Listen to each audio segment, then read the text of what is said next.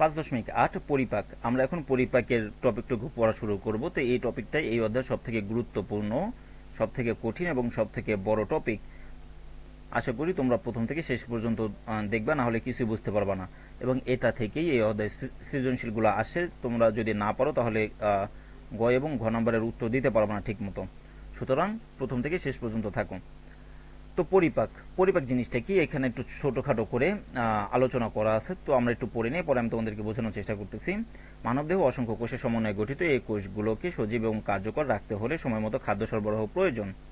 কিন্তু অধিকাংশ খাদ্য জটিল এবং জৈব যৌগ অবস্থায় গ্রহণ করা হয়। দেহের কোষগুলো তা সরাসরি গ্রহণ করতে পারে না। খাদ্যকে শোষণযোগ্য ও কোষ উপযোগী করতে হলে তাকে ভেঙে সহজ, সরল এবং তরল অবস্থায় রূপান্তরিত করা আবশ্যক। দেহে দুইভাবে খাদ্য শোষিত হওয়ার উপযোগী হয়, একটা হচ্ছে যান্ত্রিক প্রক্রিয়ায় আর একটা হচ্ছে রাসায়নিক প্রক্রিয়ায়। তো যান্ত্রিক প্রক্রিয়া মেইনলি এখানে বলা হচ্ছে যে আমাদের যে শরীর বা দেহ, সেটা আমাদের বড় বড় যে খাদ্য টুকরো, যেমন ভাত, আমরা যে ভাত খাই সে ভাতটা সরাসরি সে শোষণ করতে পারে না। তাহলে কি করতে হবে, এই ভাতটাকে আমাদের একদম ছোট ছোট টুকরো পরিণত করতে হবে। তো এটা দুইভাবে করা যায়, একটা হচ্ছে যান্ত্রিক প্রক্রিয়া আর একটা হচ্ছে রাসায়নিক প্রক্রিয়া। যান্ত্রিক প্রক্রিয়া কোনটা, আমরা যে ভাত মুখে দেই বা মাংস মুখে নেই, দেওয়ার পর আমরা করি কি, আমরা চাবাই, দাঁত দিয়ে চাবাইতে চাবাইতে পরে আমরা কি একদম ছোট ছোট মিহি দানায় পরিণত হয়, পরবর্তীতে এটা পেটের ভিতরে যায়। আর দ্বিতীয়টা হচ্ছে রাসায়নিক প্রক্রিয়া, অর্থাৎ কিছু কিছু এনজাইম, কিছু কিছু পদার্থ, কিছু কিছু লিকুইড আসে যেগুলো সরাসরি এই পদার্থগুলোকে ভাঙে। তাহলে দেহে দুইভাবে খাদ্য শোষিত হয়, একটা হচ্ছে যান্ত্রিক প্রক্রিয়া আর একটা হচ্ছে রাসায়নিক প্রক্রিয়া। যান্ত্রিক প্রক্রিয়া কি, এই যে কিছুক্ষণ আগে আলোচনা করলাম, খাদ্যদ্রব্য মুখ গহ্বরে দাঁতের সাহায্যে চিবানো হয়। প্রথমত চিবানোর ফলে খাদ্যবস্তু ছোট ছোট টুকরোয় পরিণত হয়। পাকস্থলী এবং অন্ত্রের মধ্যে এই টুকরো খাদ্যবস্তুগুলোর মণ্ডে পরিণত হয়। তারপরে রাসায়নিক বিক্রিয়া। রাসায়নিক প্রক্রিয়ায় পরিপাকের দ্বিতীয় ধাপ। পরিপাক রসের এনজাইম খাদ্যের রাসায়নিক ক্রিয়াকে ত্বরান্বিত করতে সাহায্য করে। এতে খাদ্যের জটিল উপাদানগুলোকে ভেঙে দেহের গ্রহণযোগ্য সরল উপাদানে পরিণত হয়। তাছাড়া কোষের ভিতরকার কর্মকাণ্ড এবং এনজাইমের উপর নির্ভরশীল। তারপর হচ্ছে পরিপাকতন্ত্র বা পৌষ্টিকতন্ত্র বা ডাইজেস্টিভ সিস্টেম। অর্থাৎ আমরা যে একটা খাবার খাই মুখ দিয়ে, যখন আমরা খাবার খাই, তো সেই খাবারটা প্রথমে কি হয়, আমাদের ওসোফেগাস বা এসোফেগাস বা খাদ্য নালীর মাধ্যমে আমাদের কোথায় যায়, স্টোমাকে যায়। তো তারপরে আমাদের লার্জ ইন্টেস্টাইন, স্মল ইন্টেস্টাইন অর্থাৎ অন্ত্র যেটাকে বলি, বৃহদন্ত্র, ক্ষুদ্রান্ত, এগুলোর ভিতরে যায়। একদম শেষে আমাদের কি করে বায়ুপথ দিয়ে বের হয়ে যায়, আমাদের যে অপাচ্য জিনিসগুলো সেগুলো আমাদের বের হয়ে যায়। এই যে টোটাল প্রক্রিয়া, এই টোটাল প্রক্রিয়াটাই হচ্ছে পরিপাকতন্ত্র বা পৌষ্টিকতন্ত্র। তাহলে আমরা দেখি পরিপাকতন্ত্র বা পৌষ্টিকতন্ত্র বা ডাইজেস্টিভ সিস্টেম জিনিসটা কি। খাদ্যদ্রব্য পরিপাকের জন্য মানবদেহে পরিপাকতন্ত্র বা পৌষ্টিকতন্ত্র নামে একটি আলাদা তন্ত্র রয়েছে। এখান থেকে শুরু, যে তন্ত্রের সাহায্যে খাদ্যদ্রব্য ভেঙে দেহের গ্রহণ উপযোগী উপাদানে পরিণত ও শোষিত হয় তাকে পৌষ্টিকতন্ত্র বলে। আর এই পৌষ্টিকতন্ত্রটি পৌষ্টিক নালী এবং কয়েকটি গ্রন্থি নিয়ে গঠিত। পৌষ্টিক নালী মুখ থেকে শুরু হয়ে পায়ু পর্যন্ত বিস্তৃত। এবার হচ্ছে পৌষ্টিক নালী। তো পৌষ্টিক নালী কোনগুলো, তো দেখো এখানে চিত্রটা আছে, আমি তোমাদেরকে আরো ভালোভাবে একটা চিত্র দিয়ে বোঝাবো। এই যে এটা আমাদের মুখ গহ্বর, এই যে আমাদের মুখের মাধ্যমে আমরা খাদ্যটা খাই। খাওয়ার পরে এটা এই যে আমাদের গলবিলে গেল, গলবিল থেকে যে নিচের দিকে গেল, এটাকে আমরা বলি অন্ন নালী, আর ইংলিশে বলা হয় এসোফেগাস বা ওসোফেগাস। তো পরবর্তীতে এই যে খাবারটা, এই জায়গাটার নাম হচ্ছে পাকস্থলী। তো তোমরা পাকস্থলীর নাম শুনছো, এটাকে ইংলিশে বলা হয় স্টোমাক। তো পাকস্থলীতে যায়, পাকস্থলীতে যাওয়ার পর এই যে ভাঁজটা, পাকস্থলীতে গেল, আমরা একটু মুছে দিই। তোমাদের পাকস্থলীটা মেনলি এতটুকু, এই যে এতটুকু পাকস্থলী। তারপরে এই যে এতটুকু হচ্ছে আমাদের ডিউডেনাম বলে, এটার নাম কি, এই এতটুকুর নাম হচ্ছে ডিউডেনাম। কতটুকু তোমরা সুন্দর, আচ্ছা তোমাদের অন্য একটা চিত্রের মাধ্যমে দেখাই। এই যে আমাদের পাকস্থলীতে গেল, পাকস্থলীতে যাওয়ার পর এই যে এইখান থেকে এই এতটুকু, এটার নাম হচ্ছে ডিউডেনাম। এটার নাম কি, ডিউডেনাম। তো ডিউডেনামের সাথে এইখানে আরো জিনিস থাকে, একটা থাকে প্যানক্রিয়াস বা আগ্নাশয়, এখানে থাকে আগ্নাশয়, আগ্নাশয়ের পিছে থাকে প্লিহা, এখানে থাকে কি প্লিহা। তোমাদের একটু সুন্দর করে আমি বোঝানোর চেষ্টা করি। এই যে আমাদের ডিউডেনাম, ডিউডেনামের পরে এখানে থাকে কি আমাদের প্যানক্রিয়াস, প্যানক্রিয়াস বা আগ্নাশয়, আগ্নাশয়ের নিচে থাকে স্প্লিন বা প্লিহা। তো ওইটাই আমরা একটু পরে আসি। তো আমাদের কি শুরু, এই যে অন্ননালী, অন্ননালী দিয়ে খাবারটা যে যাইতেছে পেটের ভিতরে, তাহলে এটা কোথায় আসলো, স্টোমাক। এই পর্যন্ত আমাদের স্টোমাক। তারপরে পোর্শনটার নাম হচ্ছে ডিউডেনাম। তারপরে এই যে ডিউডেনামে যে ছোট ছোট ছোট ছোট যেগুলো আছে না, সেম কালারের, রেড কালার, রেডিশ, তো এগুলোর নাম হচ্ছে স্মল ডিউডেনাম। তো এই ডিউডেনামের এতটুকু, এই যে আমরা যতটুকু দাগাইলাম ততটুকু হচ্ছে আমাদের জেজুনাম। তো জেজুনামের পরে বাকিটুকু হচ্ছে ইলিয়াম। তো এই যে ডিউডেনাম, জেজুনাম, ইলিয়াম, অর্থাৎ এইখান থেকে শুরু করে এই যে এতটুকু, এই যে রেড কালার যতটুকু, এটাকে বলা হয় স্মল ইন্টেস্টাইন বা ক্ষুদ্র, বৃহদান্ত একটা আছে আর ক্ষুদ্রান্ত একটা আছে, এতটুকুকে বলা হয় ক্ষুদ্রান্ত। ডিউডেনাম, জেজুনাম এবং ইলিয়াম, এই পুরোটুকুকে কি বলা হয়? ক্ষুদ্রান্ত বলা হয়। তো ইলিয়াম যেখানে শেষ, সে আবার শুরু হয় এইখানে যেয়া, ইলিয়ামটা ধরো এখানে শেষ, আমাদের এই পোর্শনে যেয়া আবার ইলিয়ামটা অ্যাটাচ হয়, শুরু হয়। এখান থেকে আমাদের বৃহদান্ত্র শুরু। তো বৃহদান্ত্র যে জায়গাটা অ্যাটাচ হয় এটার নাম হচ্ছে সেকাম। সেকাম থেকে উপরে যখন যায় তাহলে এটার নাম কি? কোলন। এদিকে যেভাবে যায়, উপরের দিকে যাওয়া মানে হচ্ছে অ্যাসেন্ডিং কোলন, এভাবে যায় ডিসেন্ডিং কোলন, নিচের দিকে যায় অ্যাসেন্ডিং কোলন, তারপরে এটা হচ্ছে আমাদের সিগময়েড কোলন, তারপরে এটা হচ্ছে আমাদের পায়ুথলি, অর্থাৎ আমাদের যেখানে আর কি পায়খানাটা জমা হয় সেটা নাম হচ্ছে এইটা, আর এটা হচ্ছে আমাদের পায়ুপথ, একদম লাস্টে পায়ুপথ। তো এই টোটালটুকুকে বলা হয় লার্জ ইন্টেস্টাইন বা বৃহদান্ত্র। এই যে মোটা যেটা সেটাকে বলা হয় বৃহদান্ত্র। তো এবার দেখো ক্ষুদ্রান্ত যেটা, ক্ষুদ্রান্তটা কিন্তু অনেক বড় আর বৃহদান্ত্রটা অনেক ছোট। তাহলে ক্ষুদ্রান্ত যেহেতু অনেক বড়, কিন্তু ওকে কেন ক্ষুদ্রান্ত বলা হয়? ওর নাম হওয়ার কথা ছিল বৃহদান্ত্র, তাই না? কিন্তু ক্ষুদ্রান্তকে বড় হওয়া সত্ত্বেও ক্ষুদ্রান্ত বলা হয় কারণ ওর যে গর্ত বা এই যে লুমেন বলে যেটাকে, পাইপের মতো ভিতরে যে ফাঁকা স্থানটা, সেটা অনেক ছোট। যেমন দেখো ওর ডায়ামিটারটা কতটুকু ছোট, যদি আমরা একটু ভালো করে আবার মুছে দিই, এই যে আমাদের যে ক্ষুদ্রান্ত যেটা আছে সেটা কতটুকু চিকন, আর যেটা বৃহদান্ত্র সেটা কত বড়, তাই না? মোটা। তো মোটা এই জন্য ওর নাম হচ্ছে বৃহদান্ত্র, আর এটা যেহেতু চিকন যার কারণে নাম ক্ষুদ্রান্ত, যদিও ক্ষুদ্রান্ত সাইজে অনেক বড় আর বৃহদান্ত্র সাইজে অনেক ছোট। তারপরে যেটা বলতেছিলাম, এই যে ডিউডেনাম, ডিউডেনামের সাথে এইখানে থাকে আমাদের আগ্নাশয়, এই পর্যন্ত থাকে আগ্নাশয়, এই পর্যন্ত। আগ্নাশয়ের পিছে থাকে কি আমাদের? প্লিহা। তো এই চিত্রটা এখানে আছে, এই যে এতটুকু আমাদের ডিউডেনামটা, ডিউডেনামের সাথে এই যে এতটুকু, এটা হইতেছে আমাদের আগ্নাশয়, আর এইটা হইতেছে আমাদের প্লিহা। তো এই প্রত্যেকটা জিনিসের কি কি কাজ আছে সেটা আমরা পরবর্তীতে এখনই পড়ব। তো এবার হচ্ছে আমাদের খাদ্যদ্রব্য মুখ থেকে শুরু হবে, তাই না?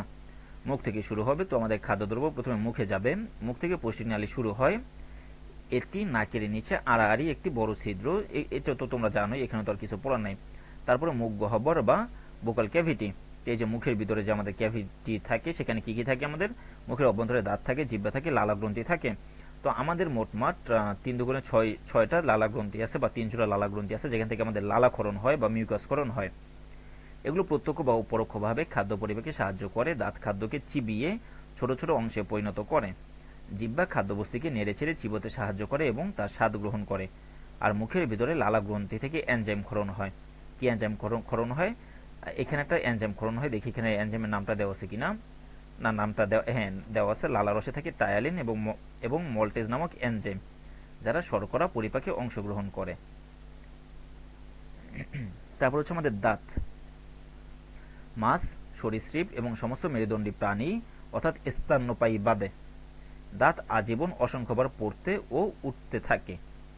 কিন্তু স্তন্যপায়ীদের, যেমন মানুষ, দেখো এই যে মাছ, সরীসৃপ, সমস্ত মেরুদণ্ডী প্রাণী, এদের দাঁতগুলো কি হয়? আজীবনে অসংখ্যবার, একবার পড়ে যাবে আবার উঠবে, আবার পড়বে আবার উঠবে। কিন্তু যারা স্তন্যপায়ী অর্থাৎ যারা মায়ের দুধ খেয়ে বড় হয়, স্তন্যপায়ী মানে হচ্ছে যারা দুধ খেয়ে বড় হয়, সেসব প্রাণী যেমন মানুষ, তো এসব প্রাণীদের ক্ষেত্রে কি হয়? দাঁত জীবনে মাত্র একবার প্রথমে গজায়, গজাবার পর দাঁতগুলো পড়ে যায়, তারপর আবার দাঁত গজায়। এই যে দ্বিতীয়বার দাঁত গজালো, তারপর আর কখনো দাঁত পড়ে গেলে আর গজাবে না। তো এই প্রথমবার দাঁতগুলোকে বলা হয় দুধ দাঁত। তাহলে মানব শিশুর অস্থায়ী দাঁত বা দুধ দাঁতের সংখ্যা থাকে 20টা। পরবর্তীতে একটা একটা করে 20টা দাঁত পড়ে আর একটা একটা করে উঠতে থাকে, এরকম করে মোটমাট 32টা পর্যন্ত দাঁত উঠে। তাই বলে যে সবারই 32টা দাঁত থাকতে হবে এরকম না। যেগুলো পড়ে গিয়ে পরবর্তীতে 18 বছরের মধ্যে উপরে ও নিচের চোয়ালে 14 18টা, উপরে 14 থেকে 16টা পর্যন্ত থাকে উপরে এবং নিচে 14টা করে। আর মোট পরবর্তীতে কটা হয়? 28 থেকে 32টা পর্যন্ত স্থায়ী দাঁত থাকতে পারে। তো এবার দাঁতগুলো হচ্ছে 4 ধরনের দাঁত। কি কি দাঁত আছে? একটা হচ্ছে ইনসিসর বা কর্তন দাঁত, অর্থাৎ যেসব দাঁতগুলো কি করে, খাবারকে টুকরো টুকরো করে। ছেদন দাঁত বা ছেদ করে যেসব খাবারকে ছেড়ে। অগ্রপেশন, দেখো আগে আমরা পেশনটা পড়ি। পেশন মানে হচ্ছে চাবানো, আমরা যে একদম কোনার বড় দাঁতগুলো দিয়ে চাবাই ওই দাঁতগুলোকে বলা হয় পেশন। তো ওই দাঁতের আগে যে দাঁতগুলো আছে যেগুলো চর্বণ পেশন দুইটা কাজে করে সেটাকে বলে অগ্রপেশন। তো এই যে আমাদের দাঁতগুলো এখানে দেওয়া আছে, এই যে একদম সামনে দাঁতগুলো এগুলো হইতেছে কর্তন, অর্থাৎ কাটার জন্য আমরা ইউজ করি। তারপরে এই যে একটা দাঁত, এই যে একটা দাঁত, এই যে একটা দাঁত, এগুলো আমরা ছেদ করার জন্য ইউজ করি, যার কারণে এগুলো নাম ছেদন দাঁত। তো একদম লাস্টে যে দাঁতটা আছে, এই যে বড় দাঁত দুইটা, তো এই বড় দাঁত দুইটা নাম কি, পেশন দাঁত। এই যে এটাগুলো দিয়ে আমরা পিষে অর্থাৎ বড় বড় কি অনেকক্ষণ যাবত চাবাইতে থাকি। আর পেশনের আগে যে দাঁতটা সেটা নাম হচ্ছে অগ্রপেশন দাঁত। আর একদম লাস্টে যে দাঁতগুলো উঠে সর্বশেষে সেগুলোকে আক্কেল দাঁত বলে। তারপরে মাড়ির সবচেয়ে পেছনের এবং শেষের দুটো দাঁতকে আক্কেল দাঁত বলা হয়, সেটা তো আমরা ছবি থেকেই দেখতে পেলাম। তারপরে প্রতিটি প্রাপ্তবয়স্ক মানুষের 4টি করে কর্তন দাঁত, 4টি করে ছেদন দাঁত, 8টি করে অগ্রপেশন দাঁত এবং 4টি করে পেশন দাঁত ও 0 থেকে 4টি করে আক্কেল দাঁত থাকতে পারে। মোটমাট উপরে নিচে বামে ডানে সবগুলো মিলিয়ে এখানে কয়টা করে দাঁত থাকতে পারে সেটা দেওয়া আছে। এটা এমসিকিউর জন্য খুব গুরুত্বপূর্ণ। কর্তন দাঁত 8টা, ছেদন দাঁত 4টা। কিভাবে ছেদন দাঁত 4টা? 1টা, 2টা, 3টা, 4টা। এবার উপরে কয়টা কর্তন দাঁত কয়টা? 1টা, 2টা, 3টা, 4টা, 1টা, 2টা, 3টা, 4টা, এরকম করে। তারপর 8টা থাকে অগ্রপেশন দাঁত, 4টা থাকে পেশন দাঁত, আর 0 থেকে 4টা থাকে আক্কেল দাঁত। তাই বলে যে সবারই 4টা আক্কেল দাঁত থাকতে হবে বা 3টা আক্কেল দাঁত থাকতে হবে এরকম কোনো বিষয় নেই। এবার হচ্ছে দাঁতের গঠন। দাঁত মোটমাট 3টা অংশ থাকে দাঁতের ভিতরে। একটা হচ্ছে মুকুট, মূল, আর হচ্ছে গ্রীবা। তো মুকুট কোনটা? একদম উপরে যে হোয়াইট অংশটা যেটা আমরা ব্রাশ করি সেটার নাম হচ্ছে মুকুল। আর গ্রীবা হচ্ছে যেটা আসলে মাংসের পেশির ভিতরে ঢুকে সেই অংশটা গ্রীবা। আর একদম ভিতরে আমাদের যে দাঁতের চোয়ালের ভিতরে যে অংশটা থাকে সেটার নাম হচ্ছে মূল। তাহলে মুকুট কোনটা? মাড়ির উপরের অংশ মুকুল, এবার হচ্ছে মূল মাড়ির ভিতরের অংশ, আর গ্রীবা হচ্ছে দাঁতের মধ্যবর্তী অংশ। এবার হচ্ছে ডেন্টিন। দাঁত প্রধানত ডেন্টিন নামক শক্ত উপাদান দ্বারা তৈরি। এই যে আমাদের দাঁতটা যে তৈরি সেই পদার্থটার নাম কি? ডেন্টিন। আর এই ডেন্টিন থেকেই আমাদের কি বলে? ডেন্টিস্ট, অর্থাৎ দাঁতের ডাক্তার। আর এনামেল, দাঁতের যে মুকুলটা আছে, এই যে মুকুল সাইডের অংশটা, সেটা ডেন্টিনের উপরিভাগ এনামেল নামক কঠিন পদার্থ উপাদান দ্বারা তৈরি। এনামেল এবং dentine calcium phosphate, calcium carbonate এবং ফ্লোরাইড দিয়ে তৈরি। এ হচ্ছে দন্তমজ্জা, অর্থাৎ দাঁতের ভিতরে যে ফাঁকা জায়গাগুলো থাকে সেই ফাঁকা জায়গাতে কি থাকে? ডেন্টিনের ভিতরে ফাঁপা নরম অংশকে বলা হয় দন্তমজ্জা। এর ভিতরে ধমনী। ধমনী মানে কি? ধমনী হচ্ছে যেটা দিয়ে অক্সিজেনযুক্ত রক্তগুলা যায়। শিরা, শিরা মানে কি? ভেইন, অর্থাৎ যেটা দিয়ে আমাদের যে দূষিত বায়ু বা কার্বন ডাইঅক্সাইড রক্তগুলো আসা যাওয়া করে। তারপর স্নায়ু, স্নায়ু মানে নার্ভ, আর হচ্ছে নরম কোষ, কিছু সেল থাকে। তারপরে দন্তমজ্জার ভিতরে ডেন্টিন অংশটি পুষ্টি ও অক্সিজেন সরবরাহ করে। হচ্ছে সিমেন্ট। সিমেন্ট নামক পাতলা আবরণ দাঁতের মূল অংশ ডেন্টিনকে আবৃত করে রাখে। এই সিমেন্টের সাহায্যে দাঁত মাড়ির সাথে আটকে থাকে। খুব গুরুত্বপূর্ণ। কিসের সাহায্যে দাঁত মাড়ির সাথে আটকে থাকে? সিমেন্টের সাহায্যে। সিমেন্টের সাহায্যে। তারপরে গলবিল বা ফ্যারিংস। মুখ গহ্বরের উপরের অংশ গলবিল। মুখ গহ্বর থেকে খাদ্যবস্তু গলবিলের মধ্য দিয়ে অন্ননালীতে পৌঁছায়। তাহলে আমাদের গলবিল কোন অংশটা? এই যে এই অংশটা গলবিল। এই যে এতটুকু তো আমাদের মুখ গহ্বরে গেল, এই যে এই অংশটুকু আমাদের গলবিল বলে, এই অংশটুকু গলবিল। তারপর হচ্ছে অন্ননালী। তো আগে চিত্র দেখাইছি, এই যে এই অংশটা হচ্ছে আমাদের অন্ননালী, বা এই যে এই অংশটা হচ্ছে অন্ননালী। কোথায় চিত্রটা? এই যে এই অংশটা হচ্ছে অন্ননালী, অন্ননালী। তারপরে পাকস্থলী। তো তোমাদেরকে আগেই বলছি, এই যে অংশটার নাম হচ্ছে পাকস্থলী, যেখানে আমাদের হাইড্রোক্লোরিক অ্যাসিড তৈরি হয়। হাইড্রোক্লোরিক অ্যাসিড যেগুলো খাদ্যকে ভাঙে, এবং যখন আমাদের হাইড্রোক্লোরিক অ্যাসিড বেশি হয়ে যায় তখন আমাদের গ্যাস্ট্রিকে ব্যথা করে। তো পাকস্থলী, অন্ননালী এবং ক্ষুদ্রান্তের। এবার হচ্ছে ক্ষুদ্রান্ত। তোমাদের আগে বলছি যে এই যে অন্ননালী পরে যে ডিউডেনাম, জেজুনাম, আর লাস্টে থাকে ইলিয়াম, এই তিনটা মিলে কি তৈরি? ক্ষুদ্রান্ত তৈরি। এই যে রেড কালার যেটা, যে এই তিনটা মিলে হচ্ছে আমাদের ক্ষুদ্রান্ত তৈরি। এই যে এইখান থেকে এই যে রেড কালার পর্যন্ত পুরোটুকু আমাদের কি? ক্ষুদ্রান্ত। তিনটা নাম কি? ক্ষুদ্রান্ত। তো ক্ষুদ্রান্তের এই এতটুকু অংশকে আমরা কি বলতাম? এই যে এতটুকু অংশকে বলতাম ডিউডেনাম। তারপরে এখানে 2 ভাগের 3 ভাগকে আমরা 2 ভাগের 1 ভাগকে 3 ভাগের 1 ভাগকে বলি আমরা ডিউডেনাম, বাকি 2 ভাগকে বলি জেজুনাম। তো সেটাই। এবার হচ্ছে অন্ত্র। তো অন্ত্র মেইনলি বলতে এই যে এখান থেকে এই যে আমাদের ডিউডেনাম থেকে শুরু করে একদম পায়ুপথ পর্যন্ত যতটুকু ভিতরে স্ট্রাকচার আছে, এই যে যতটুকু স্ট্রাকচার আছে সেটাকে বলে অন্ত্র। অন্ত্র বা দুই প্রকার। এই যে এই ছোট, যেটা ছোট বলতে আমাদের পাইপের ভিতরের মতো যে ভিতরে ফাঁকা জায়গাটা, সে ফাঁকা জায়গা যাদের ছোট তাদেরকে বলে ক্ষুদ্রান্ত। আর এই যে বড় অংশগুলো, এই যে মোটা, এটার নাম হচ্ছে বৃহদান্ত্র। বৃহদান্ত্র আকারে ছোট অর্থাৎ সাইজে ছোট, কিন্তু ক্ষুদ্রান্ত সাইজে বড়। তারপর অন্ত্র বা ইন্টেস্টাইন, পাকস্থলীর পরের অংশ হচ্ছে অন্ত্র। এটি একটি লম্বা পেঁচানো নালী। অন্ত্র দুটি অংশে বিভক্ত, একটা ক্ষুদ্রান্ত একটা বৃহদান্ত্র। তো তোমাদেরকে আগেই বোঝা হয়েছে যে ক্ষুদ্রান্ত কোনটা আর বৃহদান্ত্র কোনটা। তাহলে ক্ষুদ্রান্ত কোথা থেকে শুরু হয়? ক্ষুদ্রান্ত শুরু হয় পাকস্থলী থেকে, শেষ হয় কোথায়? বৃহদান্ত্রে।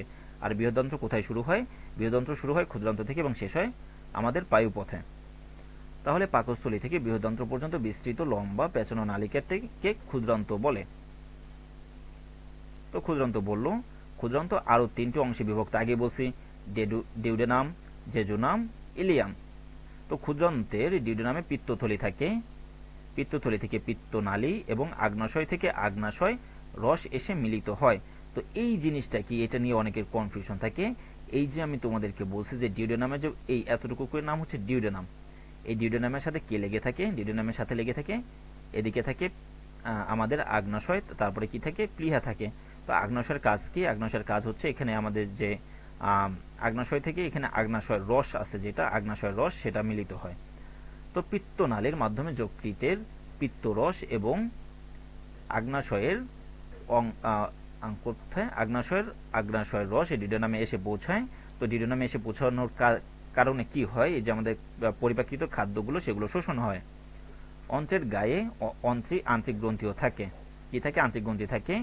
গ্রন্থগুলোর অন্তঃপ্রাচীরে আঙ্গুরের মতো প্রক্ষেপিত অংশ থাকে, যাকে বলে ভিলাই। কি বলে? ভিলাই। অর্থাৎ এই যে আমাদের যদি আমরা এখানে আঁকি, স্মল ইন্টেস্টাইনটা যদি আঁকার চেষ্টা করি, এই যে এটা আমাদের ডিউডেনাম। তো ডিউডেনাম শুরু হওয়ার পর পেটের ভিতরে এরকম এরকম এরকম এরকম করে জেজুনামটা শুরু হচ্ছে, জেজুনাম, ইলিয়াম, এরকম এরকম। তো এই যে এগুলোর গায়ে এরকম লোমের মতো বা চুলের মতো ছোট ছোট যে লোম তৈরি হয়, যেগুলোর নাম কি? ভিলাই, আর বহু বচনে ভিলাস। তো এই ভিলাইয়ের কাজ কি? পরিপাকৃত খাদ্য উপাদান শোষণ করে। হচ্ছে বৃহদান্ত্র। বৃহদান্ত্র কোনটা? আগে বলছিলাম এই যে এখান থেকে, এটা নাম হচ্ছে সেকাম। সেকাম থেকে শুরু করে এই যে পুরোটুকু, এতটুকু হচ্ছে আমাদের কোলন। কোলনের পরে লাস্টে আমাদের কোথায়? এটা হচ্ছে পায়ুথলি, তারপরে লাস্ট হইতেছে পায়ুপথ। এই পুরোটুকুকে আমাদের বলে বৃহদান্ত্র। তাহলে বৃহদান্ত্র কোথা থেকে শুরু হয়? এই যে দেখো, বৃহদান্ত্র শুরু হচ্ছে যেখান থেকে ইলিয়াম শেষ। তাহলে ইলিয়ামের শুরু থেকে পায়ু পর্যন্ত বিস্তৃত মোটা নলাকার অংশটিকে বৃহদান্ত্র বলে। বৃহদান্ত্রের তিনটা অংশ কি কি বলছিলাম মনে আছে? এই যে এটা নাম সেকাম। সেকাম, এই পুরোটুকুর নাম হচ্ছে ascending colon, descending colon, ascending colon, transverse colon, তারপর নাম হচ্ছে ডিসেন্ডিং কোলন, সিগমার কোলন। দরকার নাই, শুধু একটা নাম বলবো, কোলন। তাহলে এতটুকুর নাম হচ্ছে সিকাম। সিকামের সাথে অ্যাপেন্ডিক্স থাকে, এই যে এই যে এতটুকুর নাম হচ্ছে সিকাম। এতটুকুর নাম কি? সিকাম। সিকামের সাথে এই যে অ্যাপেন্ডিক্স থাকে, এই যে এটা যেটা না অ্যাপেন্ডিক্স। অনেকে বলে না যে আমার অ্যাপেন্ডিক্সে ব্যথা, অ্যাপেন্ডিক্স অপারেশন হয়েছে। তো এইটাই হচ্ছে সেই অ্যাপেন্ডিক্স। এই যে ছোট করে যে জিনিসটা, এটা নাম হচ্ছে অ্যাপেন্ডিক্স। তাহলে এই এতটুকু আমাদের সিকাম, এতটুকু আমাদের সিকাম, এতটুকু আমাদের কি? কোলন। এতটুকু পর্যন্ত কোলন, এতটুকু হচ্ছে আমাদের যে পায়ুথলি, আর এটা কি? আমাদের পায়ুপথ। তাহলে আমাদের এখানে কি কি অংশ আছে? বৃহদান্ত্রের তিনটা অংশ আছে। একটা হচ্ছে সিকাম, কোলন, আর একটা হচ্ছে মলাশয়। অর্থাৎ যে আমাদের পায়ুথলি আর পায়ুপথ দুইটাকে একসাথে মলাশয় বলে। তারপরে সিকামের সাথে অ্যাপেন্ডিক্স নামক, এই যে তোমাদেরকে দেখাইছিলাম, এই যে সিকামের সাথে যে অ্যাপেন্ডিক্স, এই যে সিকামের সাথে অ্যাপেন্ডিক্স, দেখি তো এইখানে আছে কিনা তোমাদের এই চিত্রে। এই যে আমরা একটু বড় করে দিই,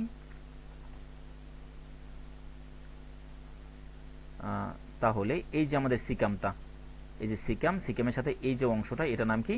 এটা নামই হচ্ছে অ্যাপেন্ডিক্স। এটা নামই অ্যাপেন্ডিক্স। তো অ্যাপেন্ডিক্স থাকে কোথায়? অ্যাপেন্ডিক্স থাকে আমাদের পেটের ডান দিকে। তাহলে সিকামের সাথে যে আমাদের অ্যাপেন্ডিক্স নামক ক্ষুদ্র নলের মতো প্রবৃদ্ধি যুক্ত থাকে, বৃহদান্ত্রে মূলত পানি শোষিত হয়, মল তৈরি হয় এবং মল জমা থাকে। তাহলে আমাদের বৃহদান্ত্রের কাজটা কি? যে লার্জ ইন্টেস্টাইন, ওর মেইন কাজ হচ্ছে মল জমা রাখা। দ্বিতীয় কাজ হচ্ছে মল তৈরি করা, মলটাকে প্রডিউস করে, অর্থাৎ আমাদের এনার্জি শোষণ করে নিয়ে নেয়। পরে বাকি যে অংশগুলো থাকে সেগুলো তো আমাদের মল। তাহলে মল তৈরি করা আর মল জমা রাখা। আর একটা কাজ হচ্ছে পানি শোষণ করা, ওরা দেহের যে পানিগুলো আছে সেই পানিগুলো শোষণ করে। এবার হচ্ছে পায়ু বা অ্যানাস। পৌষ্টিক নালীর শেষ প্রান্তে, এই যে আমাদের পৌষ্টিক নালীর একদম শেষ প্রান্তে যে অংশটা, এটা নামই হচ্ছে অ্যানাস বা পায়ু। তো পৌষ্টিক নালীর শেষ প্রান্তে অবস্থিত ছিদ্রপথই হচ্ছে আমাদের পায়ুপথ। হচ্ছে পৌষ্টিক গ্রন্থি।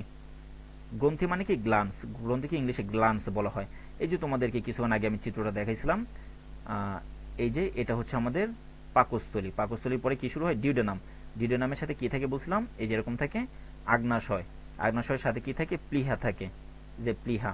আর উপরের দিকে থাকে লিভার। কি থাকে? লিভার। এটা নাম হচ্ছে লিভার। আর বাংলায় যেটাকে বলে যকৃত, বা অনেকে যেটাকে কলিজা বলে। আর এই যে যকৃতর পিছনের দিকে থাকে পিত্তথলি, যেখান থেকে পিত্তরস তৈরি হয়। পিত্তথলি, যেখান থেকে পিত্তরস তৈরি হয়।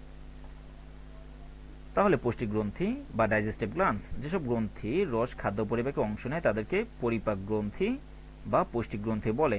মানবদেহে পৌষ্টিক গ্রন্থিগুলো হলো, তো আমাদের মানব দেহে কি কি পৌষ্টিক গ্রন্থি আছে? একটা লালা গ্রন্থি। আগে বলছিলাম যে মানুষের 3 জোড়া লালা গ্রন্থি থাকে।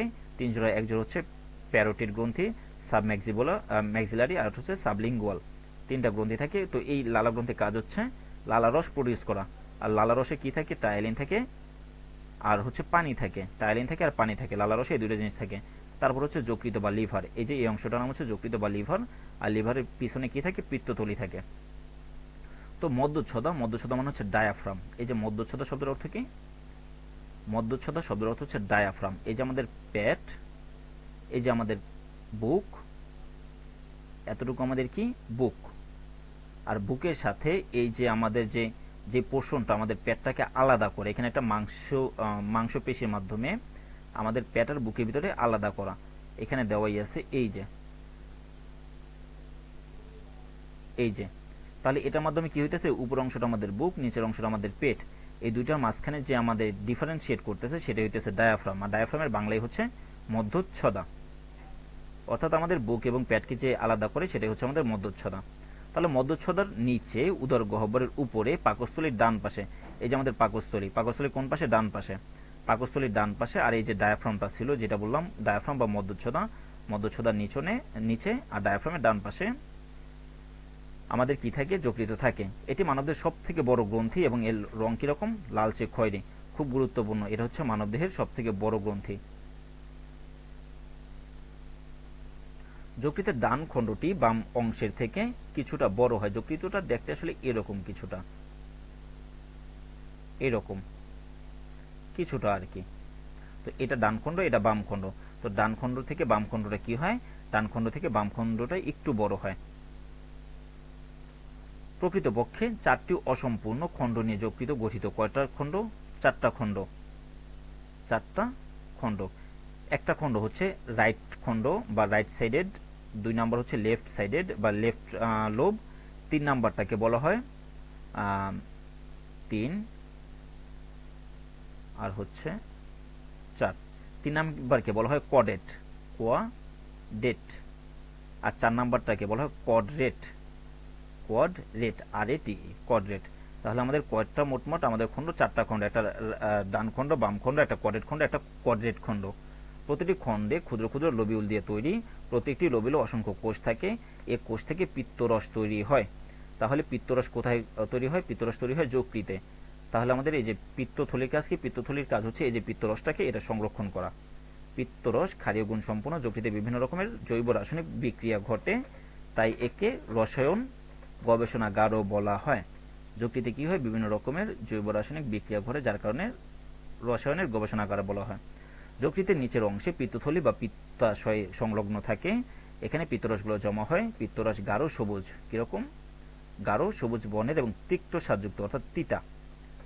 পিত্তথলি পিত্তনালীর সাহায্যে আগ্নাশয় নালীর সাথে মিলিত হয়। এটি যকৃত আগ্নাশয় নালীর মাধ্যমে ডিউডেনামে প্রবেশ করে। এবার হচ্ছে যকৃতের কাজ কি? যকৃতের কাজ হচ্ছে, যকৃত প্রধানত পিত্তরস তৈরি করে, সেটা তো আমরা জানলাম। এবার আরো কিছু কাজ হচ্ছে, ওরা আমাদের শরীরের ভিতরে যে অ্যাসিড বা অম্ল আর ক্ষার, বা অ্যাসিড মানে হচ্ছে অম্ল, আর ক্ষারের ভিতরে সমতা বজায় রাখে। পানি, পিত্ত লবণ, কোলেস্টেরল, খনিজ লবণ এগুলোর হচ্ছে প্রধান উৎস আমাদের শরীরের খনিজ লবণের প্রধান। আর এই রস পিত্তথলিতে জমা থাকে, প্রয়োজনে ডিউডেনামে এসে পরোক্ষভাবে পরিপাকে অংশগ্রহণ করে। পিত্তরসে কোনো উৎসেচক বা এনজাইম নেই। খুব গুরুত্বপূর্ণ কোশ্চেন। পিত্তরসে কি নেই? পিত্তরসে কোনো উৎসেচক বা এনজাইম নেই। যকৃত উদ্ধৃত গ্লুকোজ নিজ দেহে গ্লাইকোজেন রূপে সঞ্চিত করে রাখে। পিত্তরস খাদ্যের অম্লভাব প্রশমিত করে। খাদ্যের অম্লভাব অর্থাৎ খাবার যে আমরা খাই, ফল জাতীয় বা মিষ্টি টক জাতীয় যেসব খাবার সবগুলোতে অ্যাসিড থাকে। তো এই পিত্তরস করে কি, এই যে অ্যাসিড যে ভাবটা থাকে সেটাকে প্রশমিত অর্থাৎ কমিয়ে দেয়। আর ক্ষারীয় বা বেজ পরিবেশ সৃষ্টি করে। এই পরিবেশ খাদ্য পরিপাকের অনুকূল, কেননা আম্লিক পরিবেশে, আম্লিক মানে অ্যাসিডীয় পরিবেশে খাদ্য পরিপাক হয় না। পিত্তরস চর্বি জাতীয় খাদ্যকে ক্ষুদ্র দানায় পরিণত করে, যা লাইপেজ সহযোগে পরিপাকে সহায়তা করে। অতিরিক্ত অ্যামাইনো অ্যাসিড যকৃতে আসার পর বিভিন্ন রাসায়নিক ক্রিয়ার মাধ্যমে ইউরিক অ্যাসিড ও অ্যামোনিয়া রূপে নাইট্রোজেন ঘটিত বজ্র পদার্থ তৈরি করে এবং স্নেহ জাতীয় পদার্থ শোষণে সাহায্য করে। রক্তে কখনো গ্লুকোজের মাত্রা কমে গেলে যকৃতে সঞ্চিত গ্লাইকোজেনের কিছুটা অংশ গ্লুকোজে পরিণত হয় এবং রক্তস্রোতে মিশে যায়। এভাবে রক্তে গ্লুকোজের মাত্রা নিয়ন্ত্রণ রাখে। এবার হচ্ছে আগ্নাশয়। আগ্নাশয় কোনটা?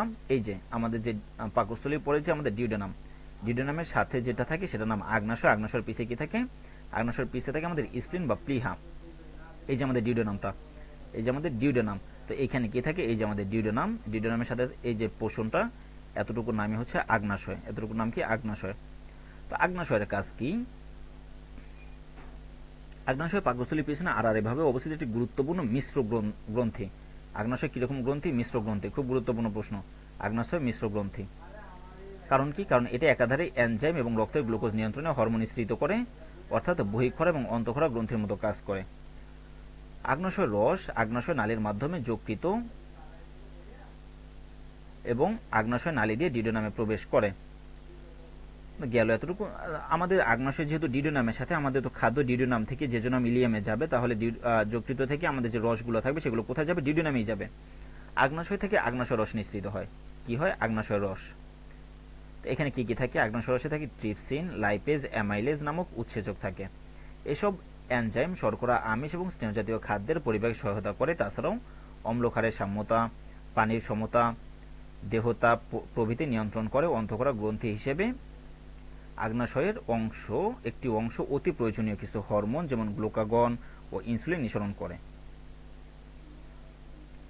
গ্লুকোজ নিয়ন্ত্রণ ও অন্যান্য শারীরবৃত্তীয় কাজে এই হরমোন দুইটি গুরুত্বপূর্ণ ভূমিকা পালন করে। হচ্ছে গ্যাস্ট্রিক গ্রন্থি। গ্যাস্ট্রিক গ্রন্থি কোনগুলো? গ্যাস্ট্রিক গ্রন্থি পাকস্থলীর প্রাচীরে থাকে। এগুলো থেকে নিঃসৃত রস ট্রিপসিন, লাইপেজ, অ্যামাইলেজ গ্যাস্ট্রিক রস বা পাচক রস নামে পরিচিত। আন্ত্রিক গ্রন্থি ক্ষুদ্রান্তের প্রাচীরে ভিলাইয়ের আন্ত্রিক গ্রন্থি থাকে। এগুলো থেকে নিঃসৃত রস নাম হচ্ছে আন্ত্রিক রস। মানে হচ্ছে এই যে আমাদের স্মল ইন্টেস্টাইন বা ক্ষুদ্রান্ত্র, তো এইখানে এরকম ছোট ছোট ছোট ছোট ছোট ছোট ছোট ছোট ছোট ছোট কি থাকে? ছোট ছোট ছোট ছোট গ্রন্থি থাকে, যেগুলো থেকে আন্ত্রিক রস নিঃসৃত হয়। আর এই যে আমাদের পাকস্থলীতে এখানে ছোট ছোট ছোট ছোট ছোট ছোট ছোট ছোট কি থাকে? ছোট ছোট গ্রন্থি থাকে, যেখান থেকে কি তৈরি হয়? পাকস্থলীর রস বা গ্যাস্ট্রিক রস তৈরি হয়। যেখানে কি থাকে? পাচক রস বা গ্যাস্ট্রিক রস, যেখানে ট্রিপসিন থাকে, লাইপেজ থাকে, অ্যামাইলেজ থাকে। এবার হচ্ছে খাদ্য পরিপাক ক্রিয়া বা digestion of the food. Digestion মানে হচ্ছে পরিপাক। তো যে জৈব রাসায়নিক প্রক্রিয়া মানুষের পৌষ্টিক নালীর অভ্যন্তরে জটিল, অদ্রবণীয়, অশোষণযোগ্য খাদ্য উপাদান নির্দিষ্ট উৎসেচক বা এনজাইম এবং প্রাণরস বা হরমোনের উপস্থিতিতে বিশ্লেষিত হয়ে শোষণযোগ্য এবং দ্রবণীয় সরল উপাদানে পরিণত হয়, তাকে বলা হয় পরিপাক। এ প্রক্রিয়া খাদ্য প্রথমত সরল দ্রবণীয় অবস্থায় রূপান্তরিত হয় এবং পরবর্তী সময় কোষ আবরণের ভিতর দিয়ে অতি সহজে কোষের ভিতরে প্রবেশ করে। সবশেষে রক্ত এই পরিপাককৃত তরল উপাদানগুলোর দেহের বিভিন্ন অংশে সরবরাহ করে। এবার হচ্ছে মুখে কি কি পরিপাক হয়? তো সব রকমের খাবার সব জায়গায় পরিপাক হয় না। তো সেটা আমরা এখন দেখব যে সব রকমের খাবার সব জায়গায় কি হয় না? পরিপাক হয় না।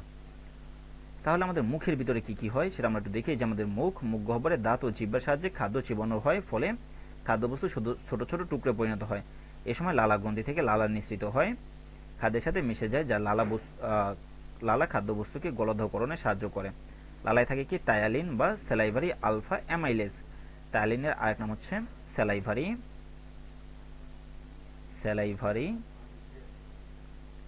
Alpha amylase.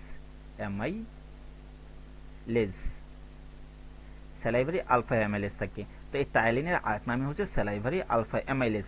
তো এই এনজাইমটা শুধুমাত্র শ্বেতসারকে মল্টেজে পরিণত করে, অর্থাৎ মুখ গহ্বরে আমিষ বা স্নেহজাতীয় কোনো খাদ্যের কি হয় না, পরিবর্তন হয় না। অর্থাৎ আমাদের যে মুখের ভিতরে আমিষ এবং স্নেহজাতীয় খাদ্য এই দুইটার পরিপাক হয় না বা কিচ্ছু হয় না, শুধুমাত্র কার তৈরি হয়, শ্বেতসার অর্থাৎ শর্করা।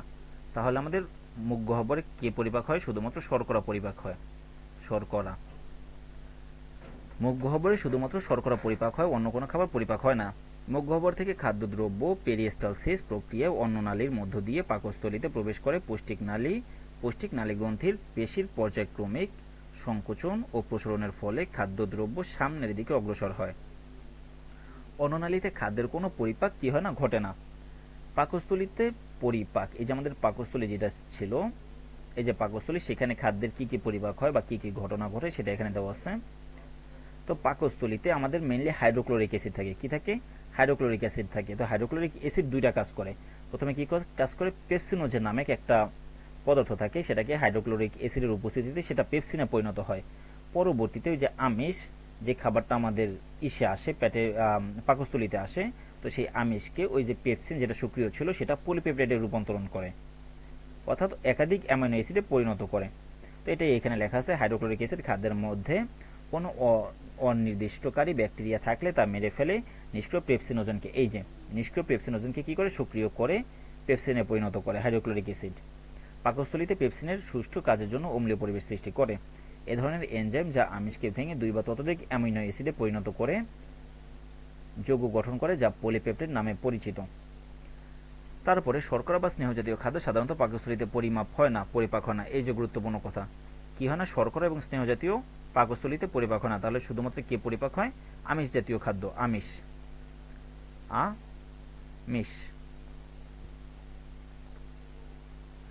এবার পাকস্থলীর ভিতরে যে আমাদের খাদ্যদ্রব্য পৌঁছানোর মাত্র উপরোক্ত রসগুলো নিঃসৃত হয়। পাকস্থলীর অনবরত সংকোচন ও প্রসারণ এবং এনজাইমের ক্রিয়ার ফলে খাদ্য মিশ্র মণ্ডে পরিণত হয়। একে পাকমণ্ড বা কাইম বলে। একে কি বলে, পাকমণ্ড বা কাইম বলে। এ মণ্ড অনেকটা সুপের মতো, সুপ যেটাকে বলে সুপ, এবং কপাটিকা মানে হচ্ছে দরজা, ভেদ করে ক্ষুদ্রান্তে প্রবেশ করে। তো এই যে আমাদের কপাটিকা বলতে এই যে এখানে একটা দরজার মতো থাকে, যেটা ভেদ করে কোথায় আসে, ক্ষুদ্রান্তে প্রবেশ করে। এবার হচ্ছে আমাদের ক্ষুদ্রান্তে কি কি কাজ হয়।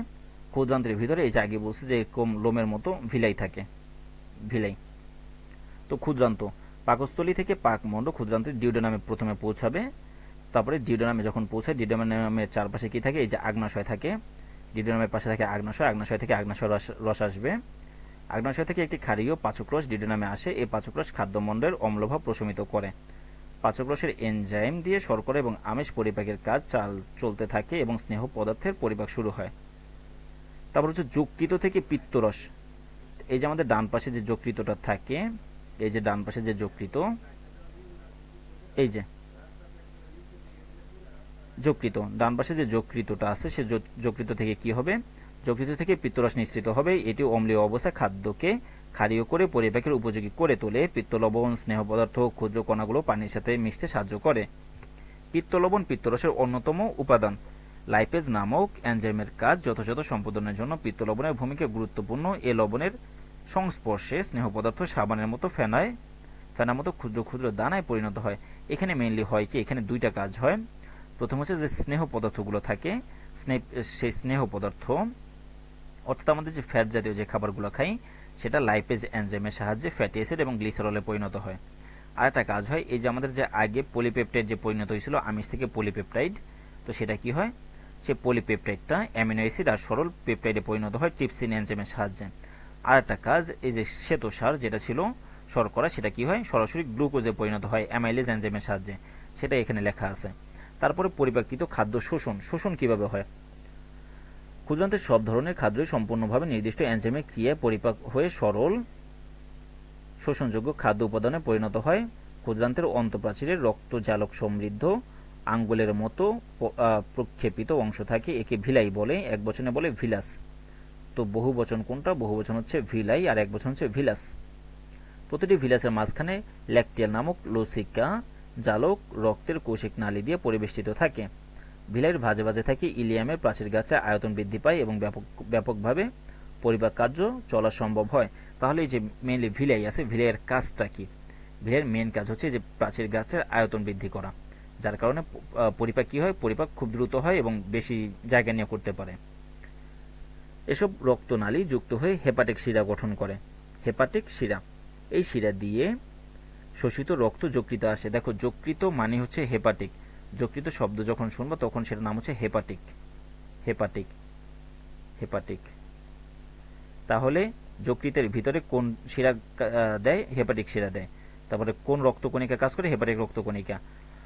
স্নেহ পদার্থ ক্ষুদ্র ক্ষুদ্র কণা ভিলাসের ল্যাকটিয়ালে শোষিত হওয়ার পর প্রথমে লসিকা দিয়ে, তাহলে এই যে আমাদের যকৃতের যে লসিকা আছে লিম্ফ্যাটিক্স, তাহলে এটা কি হবে? হেপাটিক লিম্ফ বা যকৃতের লসিকা দিয়ে বাহিত হয়। কোষের অনুপ্রবেশের পর পিত্ত লবণ ফ্যাটি অ্যাসিড থেকে পুনরায় পৃথক হয়ে যায়। কোষিক নালীর মধ্যে রক্ত প্রবাহিত হওয়ার সময় নালীর প্রাচীর ছুঁয়ে জলীয় পদার্থ বের হয়ে যায়।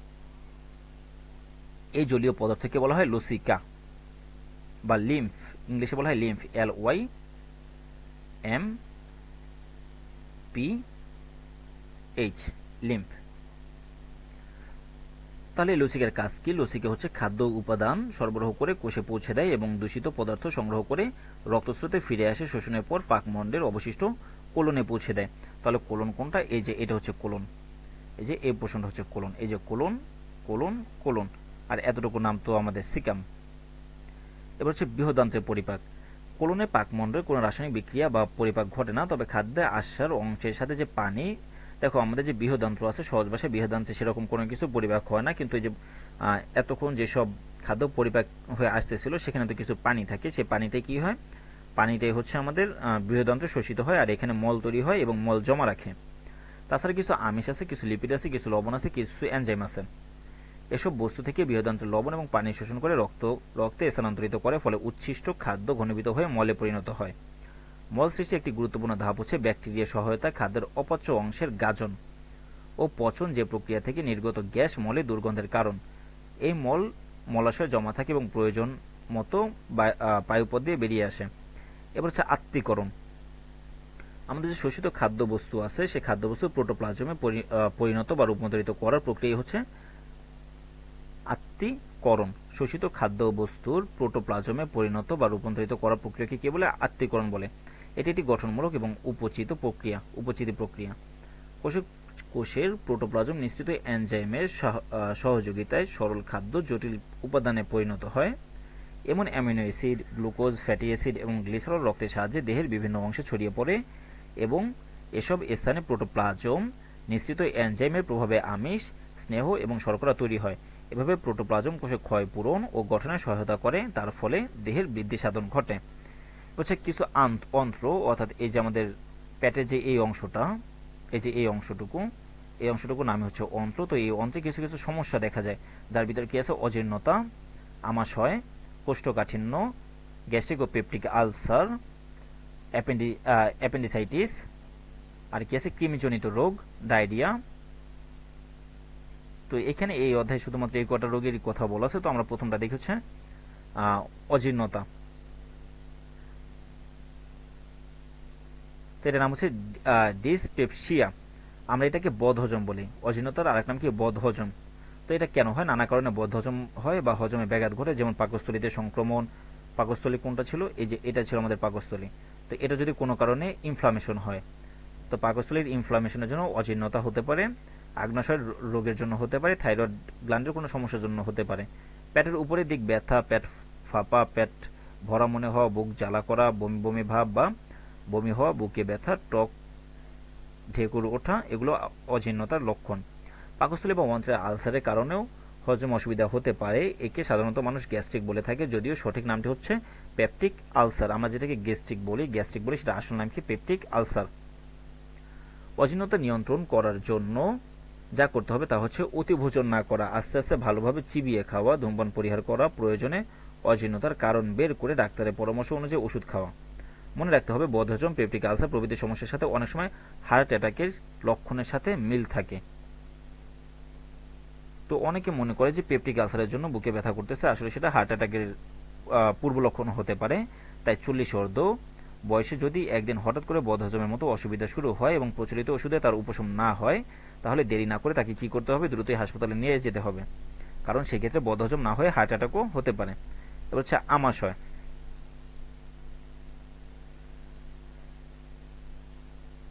তো আমাশয় কি হয়, এন্টামোবিয়া হিস্টোলাইটিকা নামক এক ধরনের প্রোটোজোয়া বা সিগেলা নামক এক ধরনের ব্যাকটেরিয়া থাকে ইত্যাদির জীবাণু সংক্রমণের জন্য আমাশয় হয়।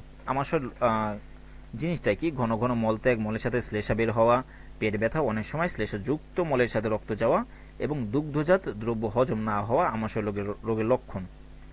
আমাশয় হলে প্রয়োজনে পরামর্শ অনুযায়ী চিকিৎসকের চিকিৎসার ব্যবস্থা করতে হবে, কারণ সময় মতো চিকিৎসা না করা হলে মারাত্মক কিছু ঘটে যেতে পারে। এ রোগ প্রতিরোধ করতে যা করতে হবে, প্রথমত বিশুদ্ধ পানি পান করতে হবে এবং যত সম্ভব শাকসবজি এবং ফলমূল উত্তম রূপে পানি দিয়ে ধুয়ে তারপর খেতে হবে। মলত্যাগের পর হাত সাবান দিয়ে ভালোভাবে ধোয়া, স্বাস্থ্যসম্মত পায়খানা ব্যবহার করা এবং খাওয়ার আগে ও থালা বাসন ভালোভাবে ধুয়ে নেওয়া। হচ্ছে কোষ্ঠকাঠিন্য, যাকে কনস্টিপেশন বলা হয়। কোষ্ঠকাঠিন্য বা কনস্টিপেশন এটি কোনো বিশেষ ধরনের রোগ নয়। যখন কারো শক্ত পায়খানা কিংবা 2 বা তার বেশি দিন ধরে পায়খানা না হয়, তাহলে সেটাকে কি বলে, কোষ্ঠকাঠিন্য বলে। বিভিন্ন কারণে কোষ্ঠকাঠিন্য হতে পারে বা কনস্টিপেশন হতে পারে, যেমন পায়খানার বেগ চেপে রাখা, বৃহদান্ত্র অর্থাৎ আমাদের যে লার্জ ইন্টেস্টাইন আছে সেখানে অপাচ্য খাদ্যাংশ থেকে অতিমাত্রায় পানি শোষিত হলে, পৌষ্টিক নালীর মধ্য দিয়ে খাদ্যের অপাচ্য অংশ ধীরে ধীরে গমনে মল থেকে বেশি পানি শোষিত হলে, আবার পরিশ্রম না করলে আন্তরিক গোলযোগ, কোলনের মাংসপেশি স্বাভাবিকের তুলনায় ধীরে ধীরে সংকুচিত হলে, রাফেজ বা আঁশযুক্ত খাবার না খেলেও কোষ্ঠকাঠিন্য হওয়ার সম্ভাবনা অনেকাংশে বেড়ে যায়। কোষ্ঠকাঠিন্যের কারণে মলত্যাগ কষ্টদায়ক হয়, ফলে পেট অস্বস্তিকর অবস্থায় পেট ব্যথা ও নানা রকমের আনুষঙ্গিক অসুবিধার সৃষ্টি হতে পারে। দীর্ঘমেয়াদী কোষ্ঠকাঠিন্য থেকে হার্নিয়া সহ বিভিন্ন জটিলতার সৃষ্টি হতে পারে। হচ্ছে হার্নিয়া জিনিসটা কি, হার্নিয়া হচ্ছে আমাদের বডির যে কোনো একটা অঙ্গ, যেমন সেটা হতে পারে লাংস বা আমাদের ফুসফুস হতে পারে বা বৃহদান্ত্র হতে পারে বা ক্ষুদ্রান্ত্র হতে পারে, যে কোনো কারণে শরীর থেকে বের হয়ে যেতে চায়। এটা মেনলি হয় আমাদের যে শরীরের ভিতরে যে চামড়াটা আছে, স্কিনের ভিতরে যে মাংসগুলো আছে, সেগুলো উইকনেসের জন্য শরীর থেকে বাইরের দিকে চলে আসতে চাই। এই প্রবণতাটাই হচ্ছে হার্নিয়া। তো হার্নিয়ার আবার বিভিন্ন রকমের ধরন আছে, সেটা আজকে আমাদের আলোচ্য বিষয় না। আবার পরিপাক নালীর টিউমার সহ বিভিন্ন অসুখের লক্ষণ হিসেবে কোষ্ঠকাঠিন্য হতে পারে। তাই কোষ্ঠকাঠিন্য হলে চিকিৎসকের শরণাপন্ন হওয়ার বুদ্ধিমানের কাজ। এরও প্রতিকার করতে যা যা করতে হবে, প্রথমত আমাদের সব থেকে গুরুত্বপূর্ণ জিনিস হচ্ছে প্রচুর পরিমাণে পানি পান করা, আর হচ্ছে আঁশ জাতীয় খাবার খাওয়া, বিভিন্ন শাকসবজি খাওয়া, নিয়মিত শাকসবজি, আপেল, নারিকেল, খেজুর, আম, কমলা, পেঁপে, আনারস, কলা ইত্যাদি খাওয়া, নিয়মিত মল ত্যাগের অভ্যাস করতে হবে এবং হাঁটাচলার অভ্যাস গড়ে তুলতে হবে। হচ্ছে গ্যাস্ট্রিক বা পেপটিক আলসার, অনেকে তোমরা যেটাকে গ্যাস্ট্রিক ব্যথা বলে বা গ্যাস্ট্রিক পেন যেটাকে বলে, সেটাই আসলে পেপটিক আলসার। তো এটা কেন হয়, আমাদের পেটের ভিতরে যে গ্যাস্ট্রিক গ্ল্যান্ডটা আছে অর্থাৎ আমাদের যে পাকস্থলীটা আছে, তো এই পাকস্থলীর ভিতরে যখন আমাদের হাইড্রোক্লোরিক অ্যাসিড বেশি পরিমাণে হয়ে যায়, তখন আমাদের হাইড্রোক্লোরিক অ্যাসিড গ্যাস্ট্রিক গ্ল্যান্ডের কোষগুলোকে খেতে শুরু করে, যার কারণে ব্যথা করে। এটা হচ্ছে আমাদের পেপটিক আলসার বা গ্যাস্ট্রিকের ব্যথা। তো আলসার বলতে বোঝানো হয় এপিথেলিয়াম বা আবরণী টিস্যুর এক ধরনের ক্ষত। আবরণী টিস্যু কি, আমাদের শরীরে যত অঙ্গ প্রত্যঙ্গ আছে সবগুলো যে টিস্যু দ্বারা গঠিত, বাইরে যে আবরণটা থাকে, আবরণটা এক ধরনের টিস্যু দ্বারা গঠিত বা এপিথেলিয়াম দ্বারা গঠিত। সেই টিস্যুর কোনো কারণে ক্ষত হইতেছে, তো এগুলো কি বলা হয় সাধারণ ভাষায় আলসার। আর আমাদের যে গ্যাস্ট্রিক গ্ল্যান্ড বা পাকস্থলীতে যে আলসারটা হয় সেটাকে বলে গ্যাস্ট্রিক আলসার। পেপটিক আলসার বলতে খাদ্যনালীর কোনো অংশের আলসার বোঝায়। সেটি যদি পাকস্থলীতে হয় তাহলে তাকে গ্যাস্ট্রিক আলসার, ডিউডেনামে হলে ডিউডেনাল আলসার। দীর্ঘদিন ধরে খাদ্য গ্রহণে অনিয়ম হলে পাকস্থলীর অম্লের আধিক্য ঘটে, অর্থাৎ পাকস্থলীর ভিতরে যে আমাদের হাইড্রোক্লোরিক অ্যাসিডটা থাকে, সেই অ্যাসিডটা কি হয়, বেড়ে যায়। আধিক্য মানে বেড়ে যাওয়ার, অম্ল মানে অ্যাসিড, তাহলে কোন অ্যাসিড, হাইড্রোক্লোরিক অ্যাসিড। অনেকদিন ধরে এই অবস্থা চলতে থাকলে এই অম্ল বা অ্যাসিড দিয়ে পাকস্থলী বা অন্ত্রের ক্ষতের সৃষ্টি হতে পারে, যেটাকে পেপটিক আলসার বলে। তবে চিকিৎসা বিজ্ঞানী রবিন ওয়ারেন এবং ব্যারি মার্শালের গবেষণা থেকে জানা গেছে খাদ্যের অনিয়ম, ভাজাপোড়া খাবার খাওয়া, বিষণ্ণতা বা উৎকণ্ঠা ইত্যাদি পেপটিক আলসারের নিয়ামক হলেও অন্যতম প্রধান কারণ হচ্ছে এই যে এখানে একটা এস পাইলোরি নামক এক ধরনের ব্যাকটেরিয়া আছে, হেলিকোব্যাক্টর পাইলোরি। এর নাম কি, হেলিকোব্যাক্টর পাইলোরি। এর জন্য তারা 2005 সালে যৌথভাবে চিকিৎসা বিজ্ঞানে নোবেল পুরস্কার পান। আগে ভাবা হতো পাকস্থলীর তীব্র হাইড্রোক্লোরিক অ্যাসিডে কোনো ব্যাকটেরিয়া টিকতে পারে না। নিজের ধারণা প্রমাণ করার জন্য ব্যারি মার্শাল ব্যাকটেরিয়া মিশ্রিত দ্রবণ পান করে পেপটিক আলসারে ভুগেছিলেন। উল্লেখ্য, এই ব্যাকটেরিয়া যে শুধু আলসারের জন্য দায়ী তাই নয়, এ থেকে পাকস্থলী ক্যান্সারও হতে পারে। মার্শাল তার নিজের জীবনের উপর মারাত্মক ঝুঁকি নিয়েছিলেন, যা অনুসরণীয় নয়, অবশ্যই অনুসরণ আমরা করব না। অর্থাৎ আমরা আগে জানতাম যে পাকস্থলীর ভিতরে যে হাইড্রোক্লোরিক অ্যাসিড থাকে সেটা কি করতে পারে, যত রকমের ব্যাকটেরিয়া আছে সবগুলোকে ধ্বংস করে ফেলে, কিন্তু আসলে তা সঠিক নয়। পেপটিক আলসার রোগে সাধারণত পেটের ঠিক মাঝ বরাবর হয়, নাভির একটু উপরে একঘেয়ে ব্যথা অনুভূত হয়। খালি পেটে বা অতিরিক্ত তেলে ভাজা খাদ্য খেলে ব্যথা বাড়ে। আলসার মারাত্মক হলে বমি হতে পারে, কখনো কখনো বমি এবং মলের সাথে রক্ত বের হতে পারে। অ্যান্ডোস্কোপি বা বেরিয়াম এক্স-রের মাধ্যমে এর রোগ নির্ণয় করা হয়। হচ্ছে বেরিয়াম, তো hydrogen, helium, lithium, beryllium, boron, তো এরকম করে তোমরা পড়তে পারো, এক জায়গায় বেরিয়াম পাবা, সেই বেরিয়াম এক্স-রের মাধ্যমে কি করা হয়, এ রোগ নির্ণয় করা হয়। এ রোগ থেকে দূরে থাকতে হলে যা করতে হবে তা হচ্ছে প্রথমে সহজে যে খাবারগুলো পচে সেসব খাবারগুলো খেতে হবে। অধিক তেল মশলাযুক্ত খাবার পরিহার করতে হবে। ফুটানো দুধ, পনির এবং কলা খেলে ভালো উপকার পাওয়া যায়। নিয়মিত খাদ্য গ্রহণ করতে হবে। কফি, সিগারেট ইত্যাদি উত্তেজক পদার্থ গ্রহণ থেকে বিরত থেকে প্রয়োজনে ডাক্তারের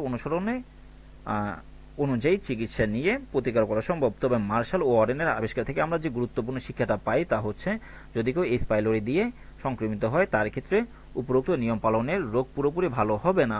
তবে পূর্ণ আরোগ্যের জন্য নিয়ম মেনে আহার করার পাশাপাশি চিকিৎসকের পরামর্শ মোতাবেক সঠিক ডোজে সঠিক অ্যান্টিবায়োটিক ওষুধ খেতে হবে। এবার হচ্ছে অ্যাপেন্ডিসাইটিস। তো এই যে লাস্টে CITIS সাইটিস, এই সাইটিস মানে সহজভাবে বোঝা হচ্ছে ব্যথা। তাহলে অ্যাপেন্ডিসাইটিস জিনিসটা কি, এই যে আমাদের ক্ষুদ্রান্ত যেখানে শেষ আর বৃহদান্ত যেখানে শুরু সেই জায়গাটার নাম কি, সেকাম।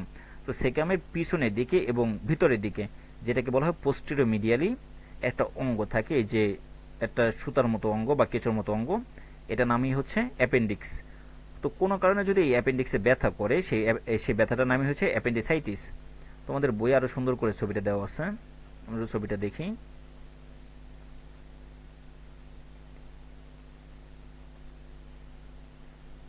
তো এই যে আমাদের পাকস্থলী থেকে শুরু, পাকস্থলীর পরে এই যে এই অংশটা ডিউডেনাম, ডিউডেনামের পরে এই যে জেজুনাম, জেজুনামের পরে ইলিয়াম, ইলিয়ামটা কোথায় গেছে, আমাদের বৃহদান্ত্রে ঢুকছে। তো এই যে বৃহদান্ত্রে ঢুকলো যে অংশটা, সেই অংশটার নাম কি, সেকাম। তো সেকামের পিছনে এই যে এই অংশটার নাম হচ্ছে অ্যাপেন্ডিক্স। তো এই অ্যাপেন্ডিক্স আর সেকামকে এই অ্যাপেন্ডিক্সের মেন নাম হচ্ছে ভার্মিফর্ম অ্যাপেন্ডিক্স। তো ভার্মিফর্ম অ্যাপেন্ডিক্স বিভিন্ন কারণে হতে পারে। তো আমরা এখানে দেখি যে কি কি কারণগুলো দেওয়া আছে। প্রথমত ভার্মিফর্ম অ্যাপেন্ডিক্স বা অ্যাপেন্ডিসাইটিস পেটের ডান দিকের নিচে বৃহদান্ত্রের সিকাম। এই যে আমরা বৃহদান্ত্রের যে সিকামের যে অংশটা আছে সেখানে আমাদের কি থাকে, অ্যাপেন্ডিক্স থাকে।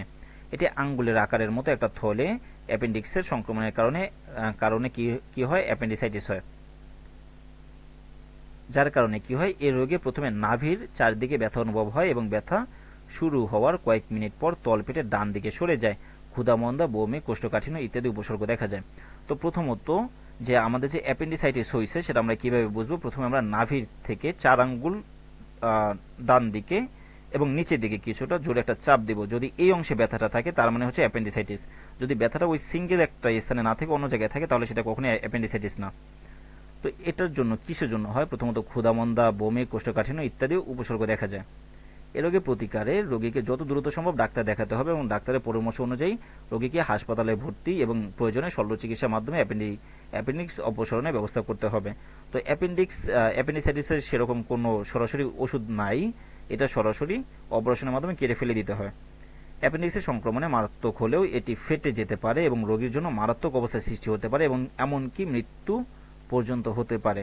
তো এই অ্যাপেন্ডিক্স যখন অত্যাধিক বেশি ব্যথা হয় আর ভিতরে যখন ফুলে যায়, ফুলতে ফুলতে অনেক সময় এটা ব্লাস্ট করার পরে যে চারপাশে যে অঙ্গগুলো আছে যেমন সেকাম বা লার্জ ইন্টেস্টাইন, স্মল ইন্টেস্টাইন, ওগুলোকে নষ্ট করা শুরু করে, যার কারণে একজন পেশেন্ট মারা যেতে পারে। তো ডাক্তারের কাছে যদি যাওয়া হয় যে অ্যাপেন্ডিসাইটিসের জন্য, ডাক্তার সরাসরি অ্যাপেন্ডিক্সটা কেটে ফেলে দেয়। পরবর্তী হচ্ছে কৃমিজনিত রোগ। কৃমি পরজীবী হিসেবে পোষক দেহে বাস করে। মানব দেহে অনেক প্রজাতির কৃমি থাকে, বিশেষ করে মানুষের অন্ত্রে গোলকৃমি, সুতাকৃমি ও ফিতাকৃমি পরজীবী হিসেবে বসবাস করে। কৃমির কারণে পেটে ব্যথা, দুর্বল বোধ, বদহজম, পেটে অস্বস্তি বোধ, বমি বমি ভাব, অনিদ্রা, খাওয়ায় অরুচি, রোগীর চেহারা ফ্যাকাশে হয়ে যাওয়া, রক্ত স্বল্পতা। তো রক্ত স্বল্পতা না ইংলিশ নাম কি, অ্যানেমিয়া দেখা যায়। হাত পা ফুলে যাওয়া, পেট বড় হয়ে ফুলে ওঠা ইত্যাদি উপসর্গ দেখা দেয়। শিশুর জ্বর হলে অনেক সময় মলের সাথে এমনকি নাক মুখ দিয়েও কৃমি বেরিয়ে আসে। রোগীর মল পরীক্ষা করে পেটে কৃমি আছে কিনা তা জানা যায়। মল পরীক্ষায় কৃমির ডিম পাওয়া গেলে ডাক্তারের পরামর্শ অনুযায়ী কৃমিনাশক ওষুধ খেতে হয়। কৃমি আক্রান্ত ব্যক্তি অথবা মাছের মাধ্যমে খাদ্যবস্তু দূষিত হয়। দূষিত খাদ্য কৃমির বিস্তারে সহায়তা করে। কাঁচা ফলমূল ধুয়ে খাওয়ার অভ্যাস গড়ে তোলা, খাবার আগে হাত ভালো করে ধোয়া, স্বাস্থ্যসম্মত পায়খানা ব্যবহার করা, খালি পায়ে না হাঁটা এবং অল্প সিদ্ধ শাকসবজি বা মাছ মাংস খাওয়া বা মাংস না খাওয়া ইত্যাদি সাবধানতা অবলম্বন করে এই রোগের প্রতিকার করা সম্ভব। এবার হচ্ছে ডায়রিয়া। যদি দিনে অন্তত 3 বার পাতলা পায়খানা হয় তাহলে সেটাকে সাধারণত ডায়রিয়া হিসেবে গণ্য করা হয়। সব বয়সী মানুষের ডায়রিয়া হতে পারে, তবে সাধারণত এটা সব থেকে বেশি দেখা যায় শিশুদের ভিতরে এবং শিশুরা খুব দ্রুত কাহিল হয়ে পড়ে। ডায়রিয়ার ফলে রোগীর দেহ থেকে পানি এবং লবণ বেরিয়ে যায়, দেহের পানি কমে যায়, রোগী দুর্বল হয়ে যায়, ফলে দেহে পানি এবং লবণের স্বল্পতা দেখা যায়। এই সময় যথাযথ চিকিৎসা না করা হলে রোগী সরাসরি মারাও যেতে পারে। যদি শরীরের ভিতরে পানি এবং লবণের স্বল্পতা দেখা যায় তাহলে শরীরের যে কাজগুলো আছে যেমন মাসেল টোন, তারপর মেমব্রেন ট্রান্সপোর্ট, এসব কাজগুলো সহজে হতে পারে না, যার কারণে একজন রোগী সরাসরি মারাও যেতে পারে। তো ডায়রিয়াতে কি কি হয়? ঘন ঘন পাতলা পায়খানা হতে পারে, বারবার বমি হতে পারে, খুব পিপাসা লাগতে পারে, মুখ ও জিহ্বা শুকিয়ে যেতে পারে, দেহের চামড়া কুঁচকে যেতে পারে, চোখ বসে যেতে পারে ইত্যাদি। এগুলো হচ্ছে আমাদের ডায়রিয়ার উপসর্গ। এ সময় রোগী খাবার বা পানীয় ঠিকমতো খেতে চায় না, শিশুর মাথার চাঁদি বা তালু বসে যায়, আস্তে আস্তে রোগী নিস্তেজ হয়ে পড়ে। দূষিত পানি পান করলে, বাসি, পচা, নোংরা এবং খাবার খেলে, অপরিষ্কার ও পরিচ্ছন্ন থালা বাসন ব্যবহার করলে, অপরিষ্কার হাতে খাবার খেলে এ রোগ বিস্তার লাভের আশঙ্কা বেশি থাকে। তো ডায়রিয়া রোগের লক্ষণ দেখা দিলে যত দ্রুত সম্ভব রোগীকে খাবার স্যালাইন খাওয়াতে হবে। আজকাল খাবার স্যালাইন প্যাকেটজাত করা বাজারে পাওয়া যায়। প্যাকেটের গায়ে স্যালাইন বানানোর নিয়ম লেখা থাকে, ওই নিয়ম অনুযায়ী স্যালাইন বানানো যেতে পারে। বিশেষ প্রয়োজনে বাড়িতেও স্যালাইন বানানো যায়। তোমরা ইতিপূর্বে বাড়িতে কিভাবে খাবার স্যালাইন তৈরি করা যায় তা সম্পর্কে জেনেছো। সম্প্রতি শস্য স্যালাইন নামে এক ধরনের স্যালাইন উদ্ভাবিত হয়েছে। 1 লিটার পানির মধ্যে 50 গ্রাম চালের গুঁড়া 1 চিমটি লবণ মিশিয়ে বাড়িতে স্যালাইন তৈরি করা যায়। স্যালাইন ব্যবহারের সময় যে বিষয়গুলো মনে রাখা দরকার তা হচ্ছে পাতলা পায়খানা বন্ধ না হওয়া পর্যন্ত রোগীকে স্যালাইন খাওয়াতেই হবে। রোগীর বমি হলেও স্যালাইন খাওয়ানো বন্ধ করা যাবে না। শিশু রোগীকে বুকের দুধ খাওয়াতে হবে। রোগীকে নিয়মিত অন্যান্য খাবারও খেতে দিতে হবে। ডায়রিয়া সেরে যাওয়ার পরেও অন্তত 1 সপ্তাহ রোগীকে বাড়তি খাবার দিতে হবে, কারণ ডায়রিয়া হলে অত্যাধিক বেশি পরিমাণে শক্তি এই শরীর থেকে বেরিয়ে যায়। ভাইরাস, ব্যাকটেরিয়া, প্রোটোজোয়া প্রভৃতি জীবাণুর জন্য ডায়রিয়া হতে পারে। রোটা ভাইরাস ডায়রিয়ার জন্য দায়ী জীবাণুগুলোর মধ্যে অন্যতম। এটা এমসিকিউতে প্রায় আসে যে কোন ভাইরাস ডায়রিয়ার জন্য অন্যতম গুরুত্বপূর্ণ, সেটা হচ্ছে রোটা ভাইরাস। বিশ্বব্যাপী রোটা ভাইরাসের জনিত মোট মৃত্যুর 82% হয় হতদরিদ্র দেশগুলোতে, বিশেষ করে আফ্রিকার দেশগুলো যেগুলো আছে সেখানে বিশুদ্ধ পানির স্বল্পতা দেখা যায়, বিশেষ করে আছে সেসব দেশে কি হয়, এই রোটা ভাইরাসের জন্য প্রায় যতজন মারা যায় ডায়রিয়ার জন্য তার ভিতরে 82% হচ্ছে ওইসব দেশগুলো। তো তারপরে আমাদের অনুশীলনী রচনামূলক প্রশ্ন, এগুলো তোমরা বই থেকে খুঁজে বের করবে। এবার হচ্ছে উদ্ভিদের ক্ষেত্রে নিচের কোনটি ম্যাক্রোনিউট্রিয়েন্ট হিসেবে কাজ করে? উদ্ভিদের ক্ষেত্রে পটাশিয়াম ম্যাক্রোনিউট্রিয়েন্ট হিসেবে কাজ করে। তারপরে তোমরা বই থেকে যে প্রথমে ম্যাক্রোনিউট্রিয়েন্ট এবং মাইক্রোনিউট্রিয়েন্ট ওখান থেকে খুঁজে বের করে নিও। ক্লোরোসিস হয় কিসের জন্য? নাইট্রোজেনের অভাবে, হ্যাঁ নাইট্রোজেনের অভাবে ক্লোরোসিস হয়। সালফারের ঘাটতিজনিত, হ্যাঁ। আর লোহের অনুপস্থিতিতে, 3টার জন্য ক্লোরোসিস হয়। তারপর একটা উদ্দীপক দেওয়া আছে, 5 বছর বয়সী সানজানা স্কুলে তার বইয়ের সব লেখা বুঝতে পারে, তবে রাতের বেলা পড়তে বসলে সে বইয়ের লেখাগুলো ঠিক মতো বুঝতে পারে না। তাহলে এখানে ডায়াগনোসিস কি? ডায়াগনোসিস হচ্ছে ওর রাতকানা বা নাইট ব্লাইন্ডনেস। তো এখন প্রশ্ন 3 নম্বর, সানজানার দেহে কোন ভিটামিনের অভাব রয়েছে? তো রাতকানা হয় কোন ভিটামিনের জন্য? ভিটামিন এ এর জন্য। এবার হচ্ছে সানজানার রোগটি প্রতিরোধে অধিক পরিমাণে কি খেতে হবে? প্রথমত মলা মাছ অর্থাৎ ছোট মাছ খেতেই হবে। গাজর খাওয়া যেতে পারে, যকৃত খাওয়া যেতে পারে। তাহলে সানজানা রোগটি প্রতিরোধের জন্য অত্যাধিক পরিমাণে খেতে হবে যকৃত, গাজর, মলা মাছ ইত্যাদি, 4টায়। তারপরে এখানে 2টা সৃজনশীল দেওয়া আছে। তো সৃজনশীল লেখার এগুলো তো তোমরা জানো। 1 নম্বরের জন্য ক নম্বরের জন্য 1, খ নম্বরের জন্য 2, গ নম্বরের জন্য 3, ঘ নম্বরের জন্য 4। কোন জাতীয় খাদ্যে দেহে নাইট্রোজেন সরবরাহ করে? বইয়ে আসছে, সুন্দর করে এটা বের করে পড়ে নিবা। উচ্চমানের আমিষ বলতে কি বোঝায়? আর মাইক্রোনিউট্রিয়েন্ট কি? উদ্ভিদের জন্য অত্যাবশ্যক উপাদান কি, একদম এই অধ্যায়ের প্রথম দিকে।